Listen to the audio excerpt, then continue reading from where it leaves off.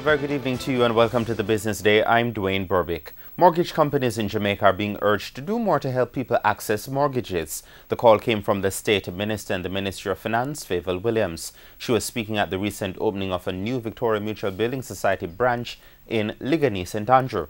Dashan Hendricks reports. The mortgage market in Jamaica is not as robust as in other countries in the region. Regional average for mortgages to GDP is somewhere along the line of about 22%. Unfortunately, Jamaica lags this quite significantly. The latest data shows something in the region of about 2 to 4%. The low level of mortgages is evident in a large-scale squatting in Jamaica, but the State Minister in the Ministry of Finance, Favour Williams, wants more Jamaicans to participate in home ownership, and she's charging the mortgage companies to help. To come up with a lot of ideas, ways for persons, not only those who are working, but for those who have spotty income, who are self-employed, to come up with ideas, options for them also to participate in home ownership. On the government side, I know that we need to now really seriously think about the establishment of a secondary mortgage market to encourage liquidity in the sector.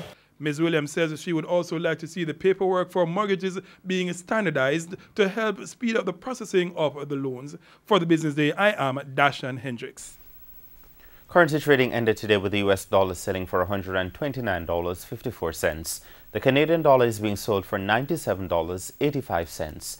The pound sterling costs $165.42, while the euro is going for $143.91. The price of oil recorded a gain for a third straight session today. Oil for delivery in July ended the day up 38 cents at $46.46 per barrel. And trading on the Jamaica Stock Exchange ended with the main JSE Market Index up more than 154 points, while the Junior Market Index gained 7. The winners of the day included Access Financial, Derrimon Trading, Jamaica Broilers, Main Event Entertainment, Panjam, the Scotia Group, and Supreme Ventures.